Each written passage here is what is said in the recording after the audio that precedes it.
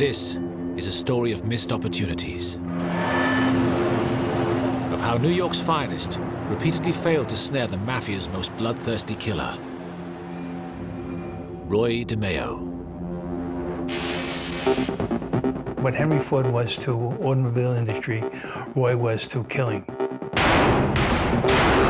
He streamlined it, he organized it, and he killed with efficiency.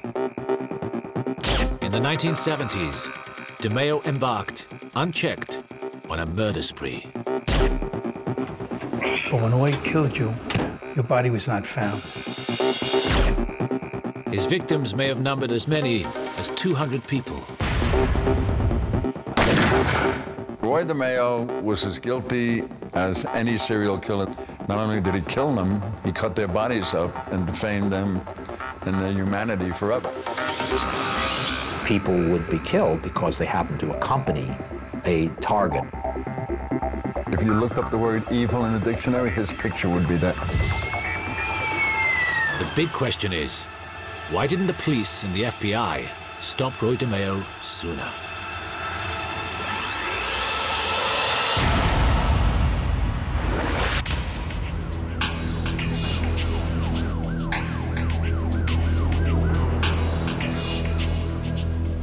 In 1975, detectives working for the New York Organized Crime Squad made a gruesome discovery. It was a quiet Sunday in Queens. Here, in an alleyway behind the Pantry Pride meat market, the police discovered the remains of a young adult male, stuffed in various garbage bags. The victim was Andre Katz, a small-time criminal. Andre Katz was a car thief, a very, very good car thief. And he was supplying cars to body and fender places, and he was supplying cars to used car lots.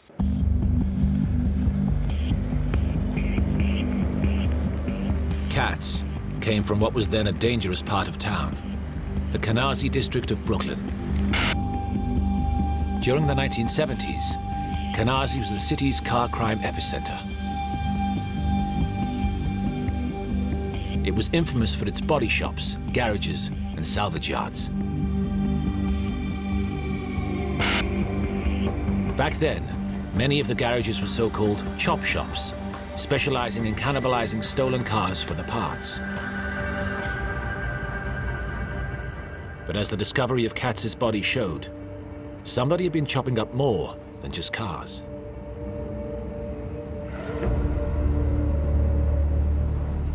No one would realize then that this gruesome discovery was the first clue in one of the most shocking crime sprees ever, begun by one of the Mafia's most bloody murderers, Roy DeMeo.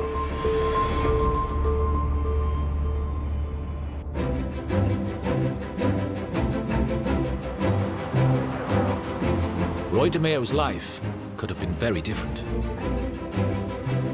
His mother had wanted him to be a doctor. An uncle was a big-shot prosecutor. Another was a forensic scientist. But Roy DeMeo never showed such promise. After a start as a delivery boy and part-time apprentice butcher, he finally settled on a life of crime instead.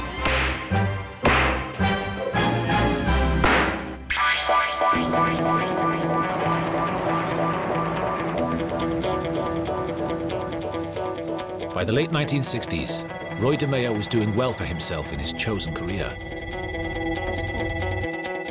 He was a successful street thug and racketeer. But DeMeo wanted more. He yearned to become a made man, a fully paid-up member of a mafia crime family.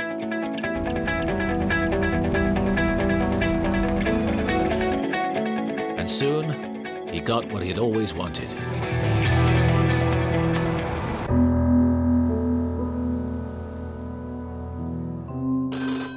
One day, he received a call. Somebody was looking for a meeting.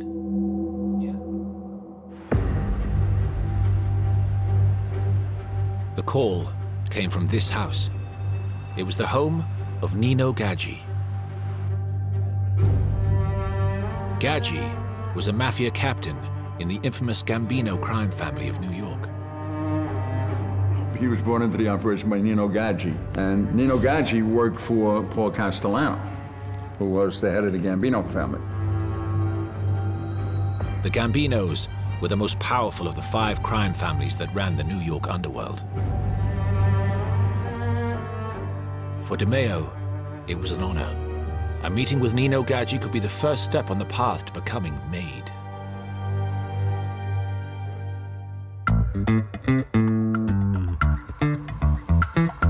Gaggi placed DeMeo on the first rung of the Mafia ladder. He was made an associate, working in partnership with Nino on various schemes to increase each other's wealth. DeMeo's business interests were a perfect match: loan sharking, gambling, theft. The honeymoon started well. DeMeo expanded his loan shark book. And soon, Roy DeMeo was doing what any mafia boss wants. He was making lots and lots of money. But DeMeo was more than just a loan shark. He was an entrepreneur.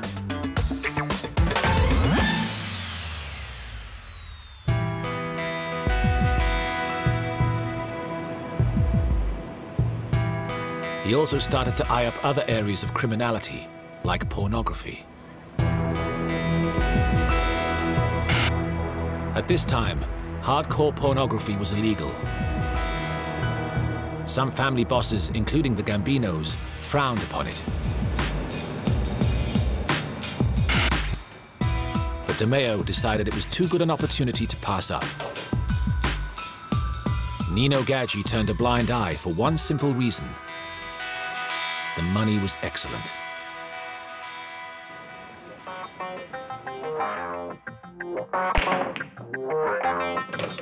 To help him enforce his deals, DeMeo built around him his own specialist team of criminals. It became known as the DeMeo crew. Each member had their own area of expertise. It included Chris Harvey, real name Rosenberg, a 24-year-old with a vicious temper and a love of fast cars and drugs. Chris idolized Roy. He wanted to be Roy. He wanted to be in the mob. Freddie DeNome, he was their getaway driver.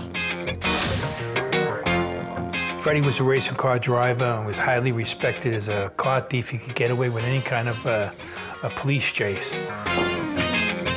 Other crew members included Joey Testa and Anthony Center, who were so close they were nicknamed the Twins. In all, it was a curious mix of characters, but they were united in their admiration of DeMeo. They looked at him as a father image. As he moved up the line, he'd be able to move them up the line. Roy was a father figure, a mentor, and their boss.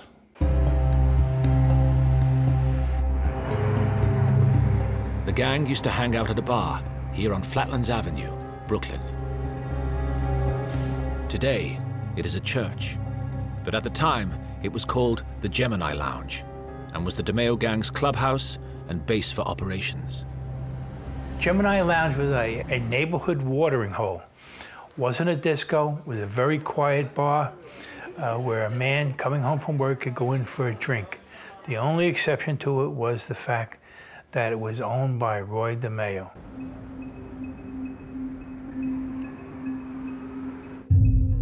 From his base at the Gemini Lounge, DeMeo started to expand his criminal operation.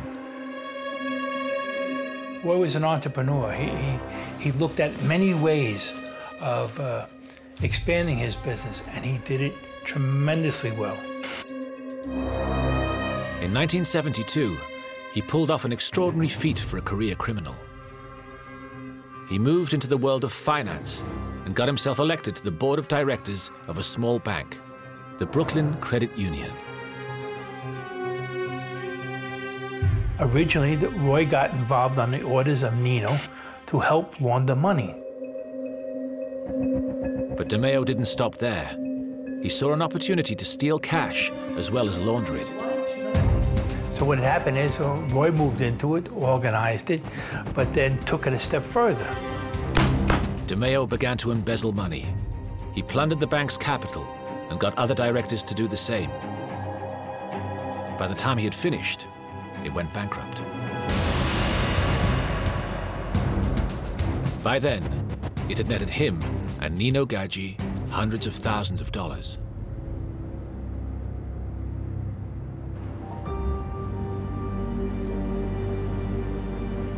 The collapse of a bank, even a small one, could have been a disaster for DeMeo. Because the FBI and tax authorities started to investigate the failure of the credit union.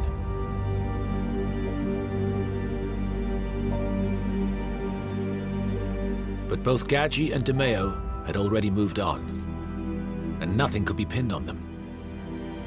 The result? They were free. Then they just walked away from it. DeMeo had managed to elude the authorities. Now, he thought he could get away with anything. Even murder.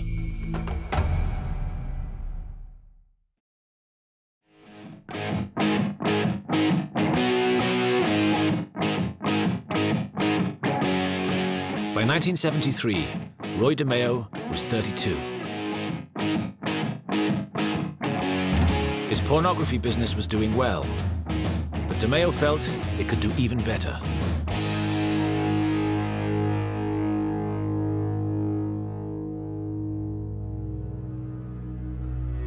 Then, one of his business associates, Paul Rothenberg, was arrested.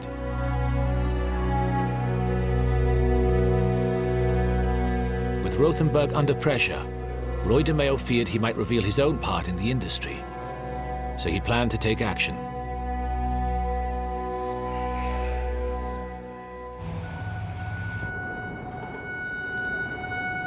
In July 1973, he coolly picked Rothenberg up and drove him to a quiet part of town.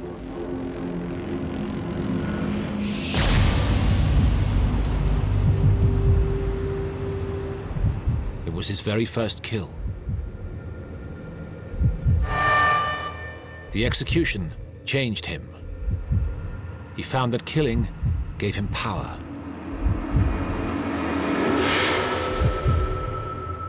He would now not hesitate to murder again whenever an obstacle presented itself.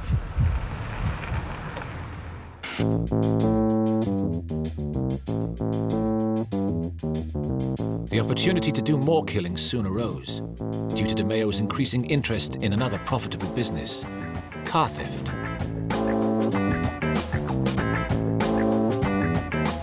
The DeMeo crew was becoming big in lucrative car crime. They had a highly set up organization of 17 to 20 car thieves a night. In New York, there was huge amounts of money to be made.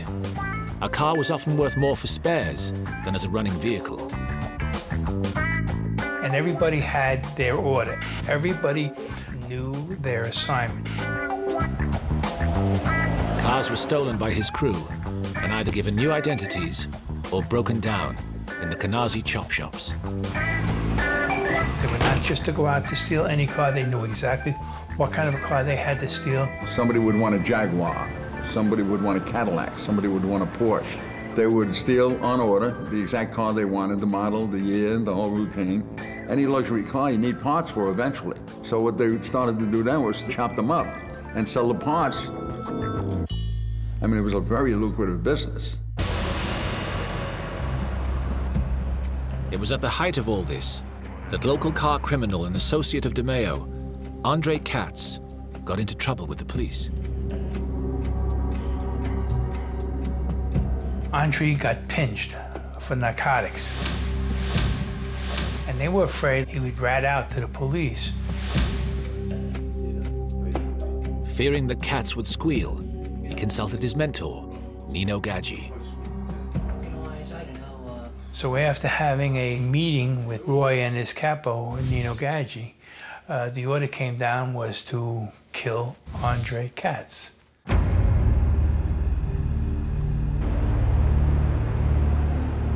DeMeo prepared an elaborate plan.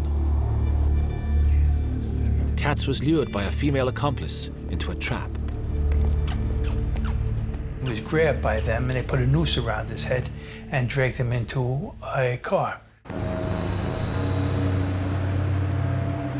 Then, DeMeo and his crew took Katz to the Pantry Pride meat market in Queens.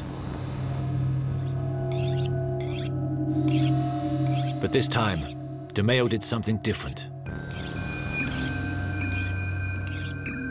Inspired by the surroundings, he put his training as an apprentice butcher to good use.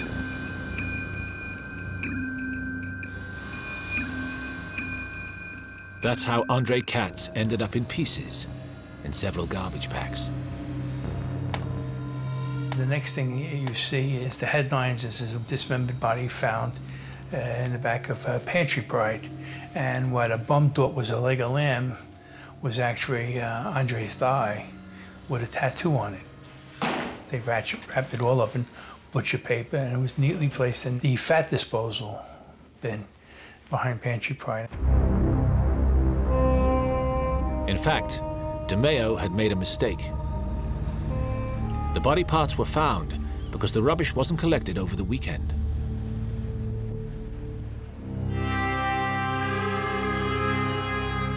But yet again, DeMeo got away with it. The 1975 police investigation into Katz's murder failed to discover the gang's involvement. No witnesses came forward. No incriminating evidence was found.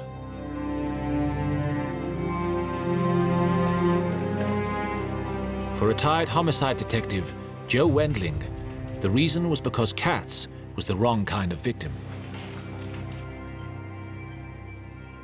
If it's a store owner and he's killed, there's the outcry. But when an organized crime figure is killed, there is not that much outcry. There's not that much interest that the other detectives place. And I viewed this as a tremendous weakness. And I always went to my boss, and sometimes I had to get down on my hands and knees to beg him, is to let me look into the homicide. Now, Roy DeMeo began to get a taste for this way of killing. Roy DeMeo was probably one of the most vicious, uncaring lowlifes that I ever came across. Dismemberment was rarely used by the Mafia, but for DeMeo, it now became his signature. He had no respect for human life. He had no respect for anybody except himself. If you looked up the word evil in the dictionary, his picture would be there.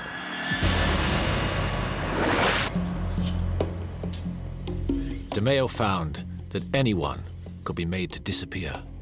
They would cut the body up, dismember the body, neatly wrap the body, and the parts were placed in dumpsters.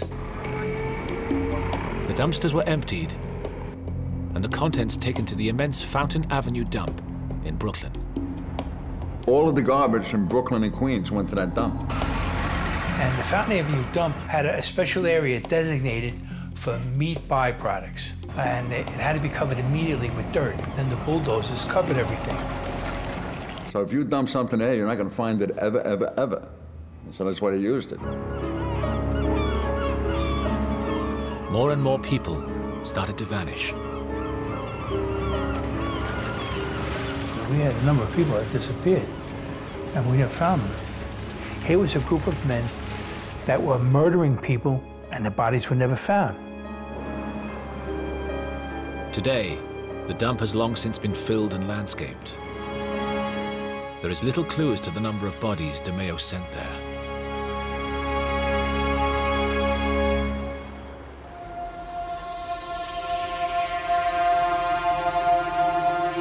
As well as using the dump, the crew also disposed of their victims another way. They dumped a lot of the bodies in the Atlantic Ocean, too. They cut the bodies up, put them in hefty bags, and dumped them off a boat out in the middle of the ocean. DeMeo became more and more skilled at his job. He was getting so proficient that even the family boss, Paul Castellano, came calling for his hitman services. He had found out that his son-in-law was cheating on his daughter. One of the bodies was Paul Castellano's son-in-law, and she had a miscarriage because she caught him cheating on her. And Paul had DeMeo kill his son-in-law. Again, the body was never found.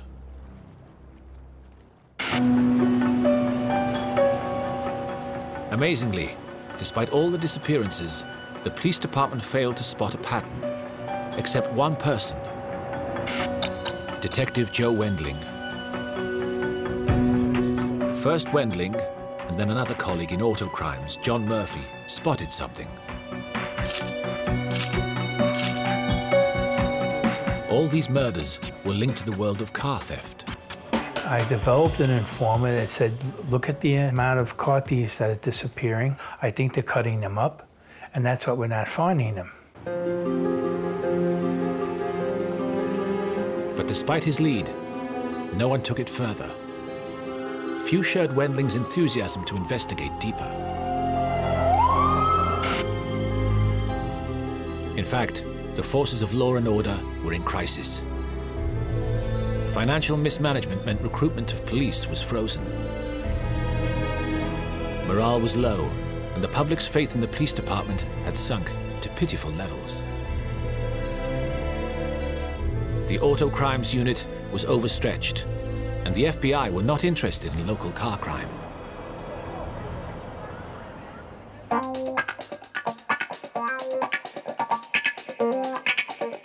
So these were great times for DeMeo. With nothing to stop him, business boomed. 77,000 cars were stolen in New York City in 1974 alone.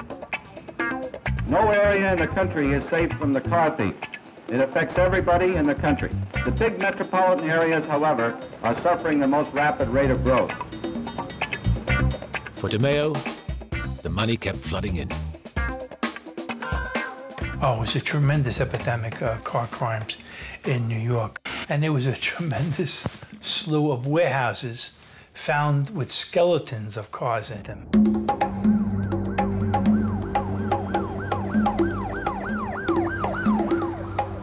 However, DeMeo wasn't having it all his own way. Another law enforcement unit was looking at his crew's meetings at the Gemini Lounge. It was a separate outfit, the Organized Crime Task Force of the Queens District Attorney's Office and Detective Kenny McCabe. Kenny was the intelligence officer of the DA's office. He maintained all the organized crime files. He covers all the funerals. He covers all the weddings. And he writes his little notes, and he has folders upon folders of all the families. Then, Joe Wendling, John Murphy, and Kenny McCabe did what the wider law enforcement community were failing to do. They started comparing notes.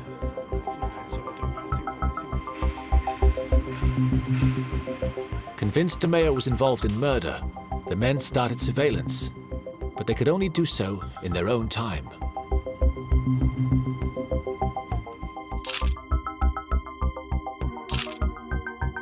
What had escaped them, though, was that DeMeo had just received a massive promotion.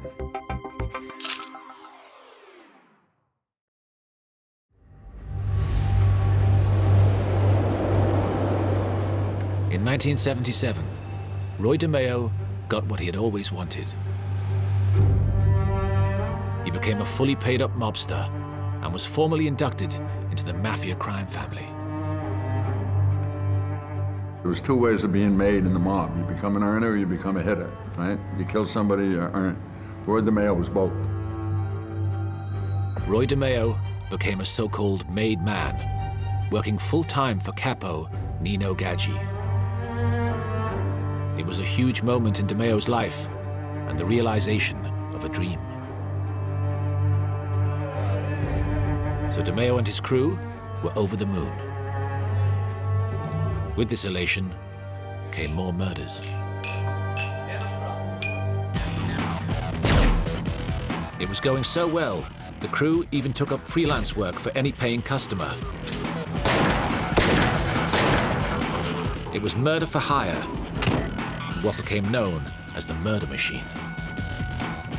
Roy decided to expand the business into killing. Not just killing enemies, but now killing for the families. He'd take in any contract. He'd invite them to a party, and that would be the last time you see him. That's what Roy did. He expanded the murder.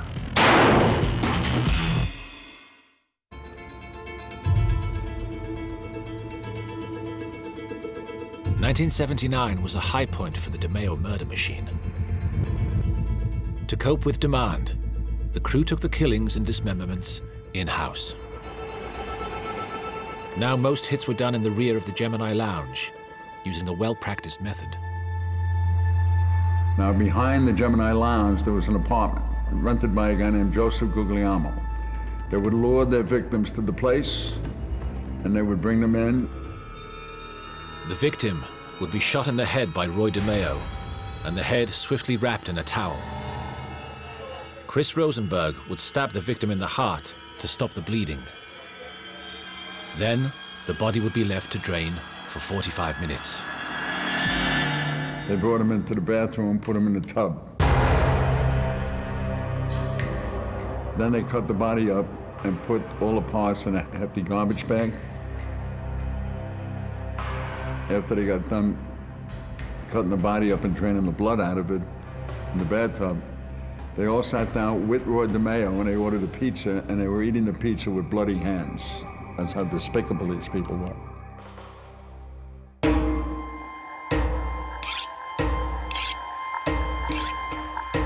After a while, the dismemberment process became a sadistic ritual.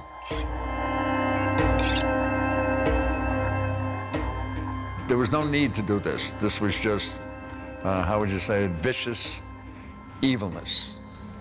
I mean, mob heads normally aren't done that way. Why go to that length when they could just put a bullet in his head and dump him in the ocean? They did it just to be vicious. And that was DeMeo's doing because he was a psycho.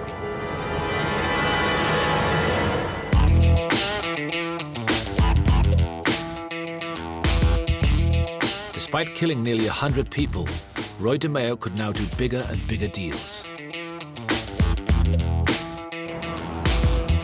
So he got involved in a major plan to export stolen cars to Kuwait. He was now an international criminal. Needless to say, several people were made to disappear in the process. But the plan netted him and Nino huge profits. In no time, orders for 5,000 cars a week were coming in via his contact in Kuwait.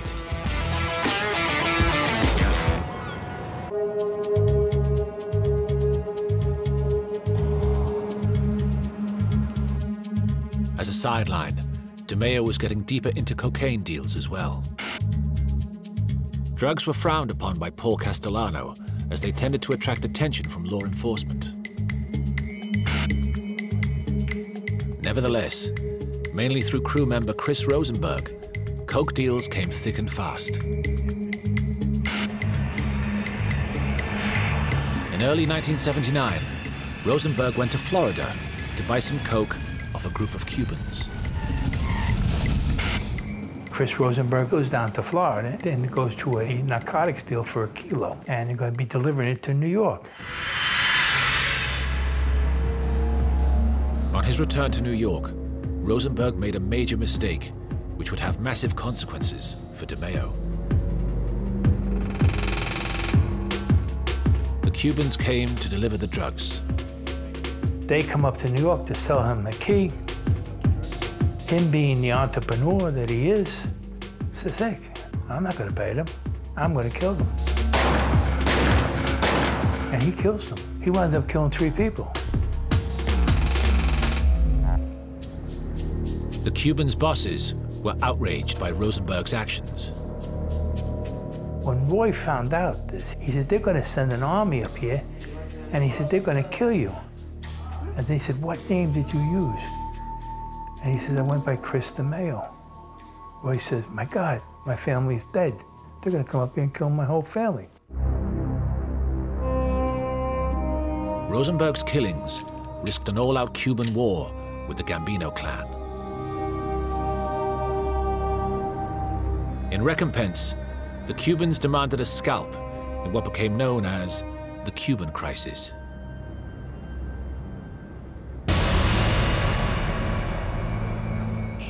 So DeMeo decided to offer up a sacrifice.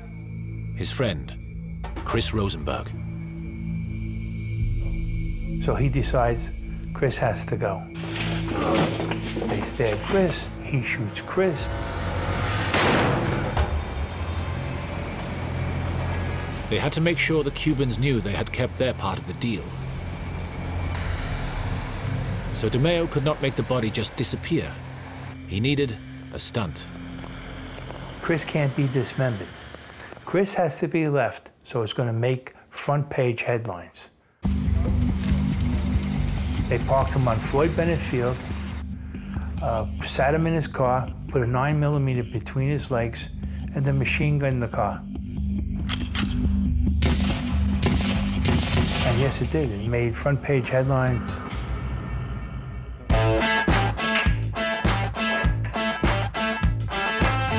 With Rosenberg gone, DeMeo returned to business. And he remained popular with his Gambino family boss, Paul Castellano, because of his specialist skills. Roy wasn't going to get killed because Paulie needed his guns. DeMeo and his men were very, very well respected. And this added power to Paulie. Nobody would make a move on Paulie. So that's how important Roy DeMeo was to Paulie. However, the Cuban crisis did leave a mark on DeMeo. He became paranoid the Cubans wanted to kill him. This caused him to make a major mistake. He mistook an 18-year-old vacuum salesman for a Cuban assassin. Roy was so nervous about it that a poor Electrolux salesman, going around to the houses in Massapequa, comes up to his house to sell him a vacuum cleaner. They chased this poor individual halfway across Long Island and killed this guy, and then disappeared.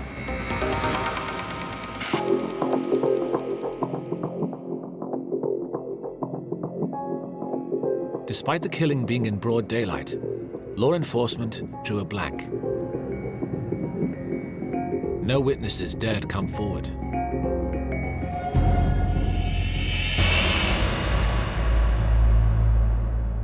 But this time, the Gambino family boss, Paul Castellano, started to get concerned DeMeo was drawing too much attention.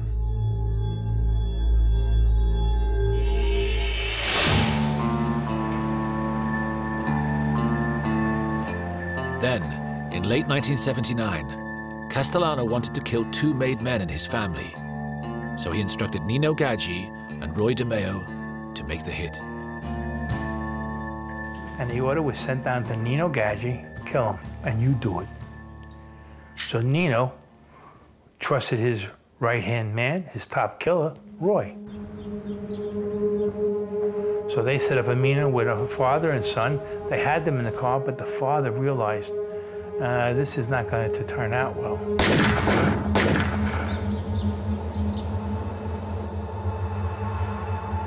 A local off-duty policeman saw the murders and gave chase. A sergeant trying to raise money in his off hours driving a cab sees this flash and everything stops and winds up at a big shootout. Nino gets shot, Roy escapes. The simple fact was that the murder and shootout involving a policeman was something no one could ignore.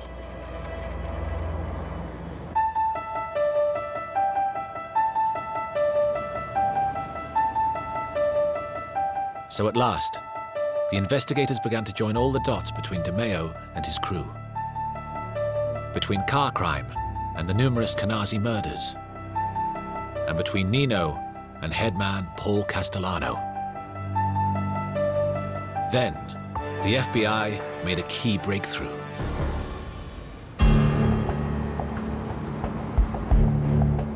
In 1980, a customs official working the docks spotted a consignment of cars destined for Kuwait. It appeared the cars had been stolen and given new registration documents.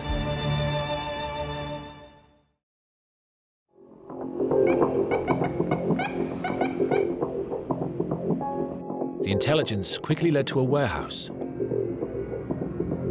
The FBI raided it to find it full of stolen cars ready to be exported by DeMeo to Kuwait. A fingerprint at the scene pointed to the DeMeo crew.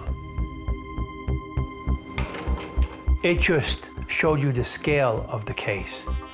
Here was a mafia family not only selling stolen cars in Brooklyn, but shipping them out to another country.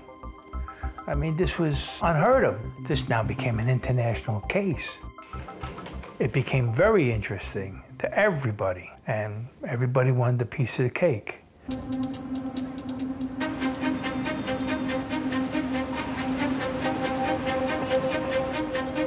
By 1982, the pressure on DeMeo was stepped up. A new task force moved into offices at Foley Square, New York, to take over the running of the case. It was headed by top-shot prosecutor Walter Mack.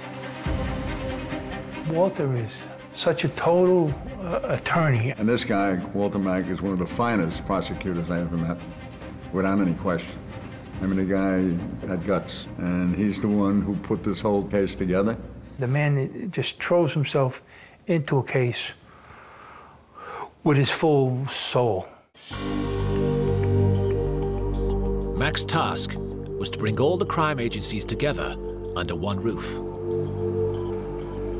The team was put together of federal, state, local, city investigators. The team soon included Joe Wendling.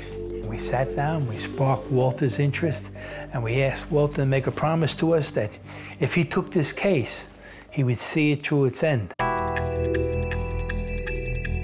Walter Mack did. And soon, it became very clear that what had started as a large-scale car crime case was turning into something even bigger.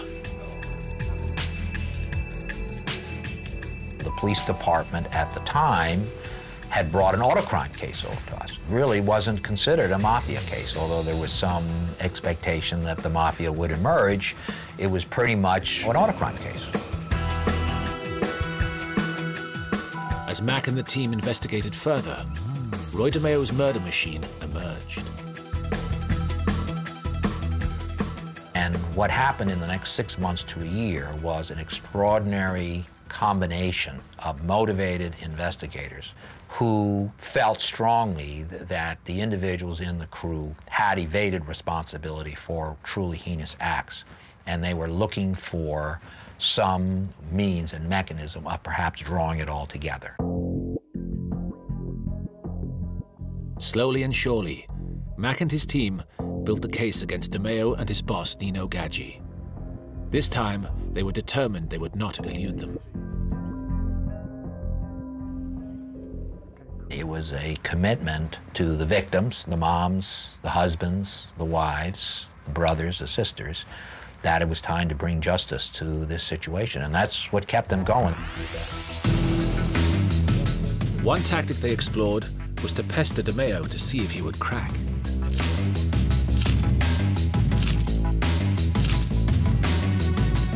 Soon, they had something to get him really worried. A major breakthrough.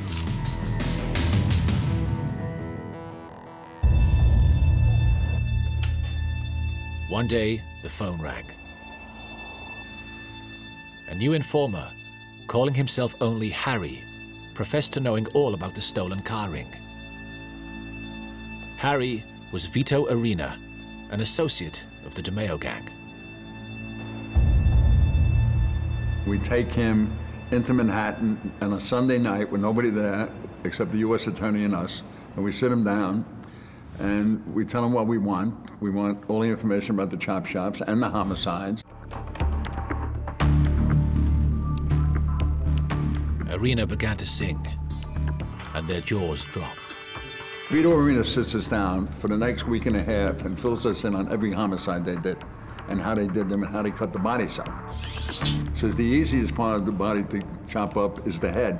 The head snaps off like a pencil. And we're like in awe of this guy. We never heard anything like this in our lives. And he tells us all about Roy DeMeo.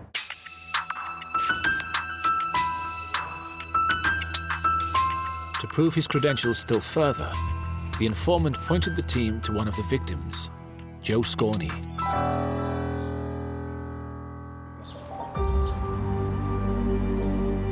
His body was found just where Arena said it would be, in a barrel of cement at the bottom of a lake. We find the body, it was all skeletal now. And there's the dungaree jacket, dungaree pants, and the wallet in his jacket. And by virtue of that wallet, he had his dentist's name in the wallet, which gave us the ID in about an hour.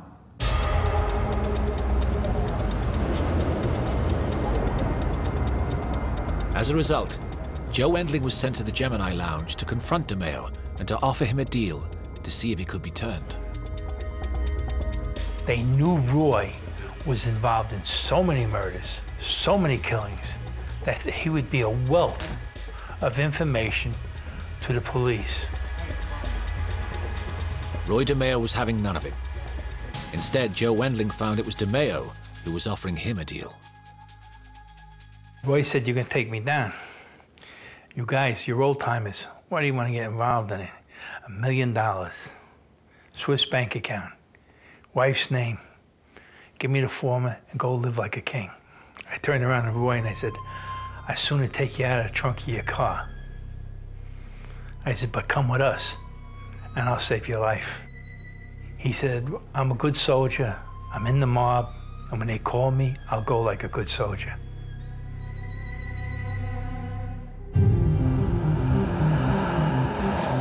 With the case coming together well and evidence building up, it seemed like it was only a matter of time before DeMeo would be in court.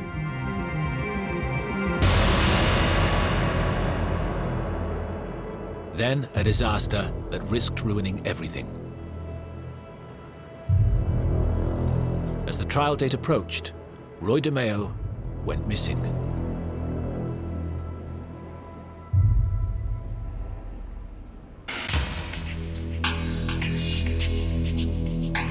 The police searched for DeMeo. Informants said he was seen on the streets looking paranoid and heavily armed. Then, the police took a call.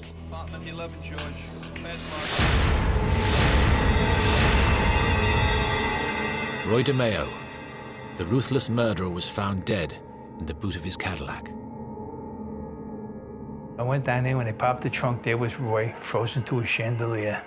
And I said, "Man, what a tribute to us. They killed him. They killed this man who was such a moneymaker to them." His Cadillac car was dumped in the parking lot behind the Varuna Boat Club in Brooklyn. Roy DeMeo died the way he lived, as a street rat in the fetal position in the trunk of a car. There was no sympathy or empathy or anything like that from anybody in law enforcement, including myself. The obvious question was, who might have done it? For the law enforcement team, Gambino family boss Paul Castellano was the man with the motive. Roy DeMeo was killed because Paul Castellano decided he was a liability. They realized we were getting close to him, to DeMeo, and they felt that if we were able to arrest him and incarcerate him and turn him into an informant, he would have brought the whole empire down. Castellano was right to be afraid. Even though he was dead, DeMeo had left plenty of damaging evidence. Evidence that would bring destruction to the family. Soon after, the task force raided the Gemini Lounge, armed with a search warrant. We call our people in, and we take the bathroom apart, and in the drains we found the blood. Blood never goes away, contrary to what you might see on television. If blood is in pipes in a wall, the blood will remain there forever and identifiable. So we were able to do that. We were able to match the blood with the victims and the criminals and the whole routine. That's how we made our case. This evidence led the team to DeMeo's boss and Castellano henchman, Nino Gaggi. The case evolved into US versus Gaggi. But Paul Castellano wasn't safe either.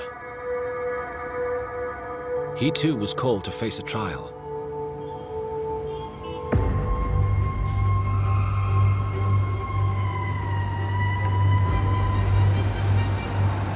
As the jury took a 2-week recess at Christmas 1985, Castellano headed out for a steak with a loyal associate.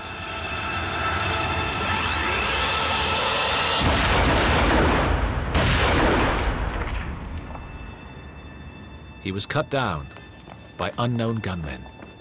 So it was a setup. They bring him up there and they whack him as he's getting out of his car. Paulie got whacked as a tribute to all of us and Walter, because of the fact we put in all the killers, all the top soldiers. This enabled them to kill Paul. With Castellano gone, in a final trial, the remnants of the DeMeo crew and their capo, Nino Gaggi, stood trial for the remaining murders, including car thief Andre Katz. It was not some case that was built overnight, done in a week. It was years of investigating, talking to informers, sending guys to Kuwait, and with the hard work of Walter Mack.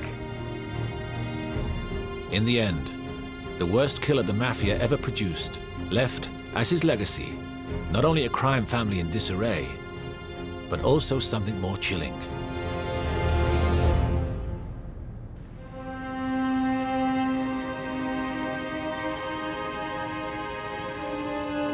Only a fraction of his murders had ever been solved.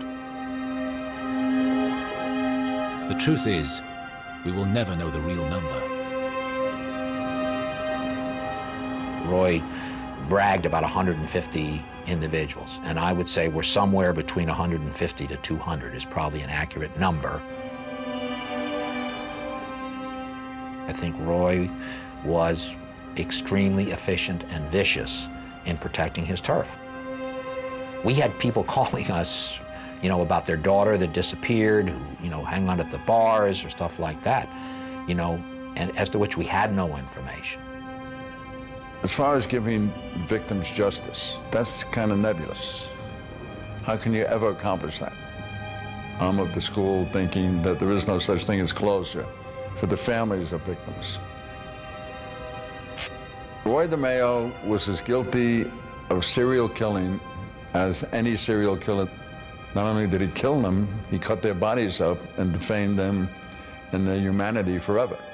This was a vicious, evil human being. If you could call him a human being, I wouldn't even call him that.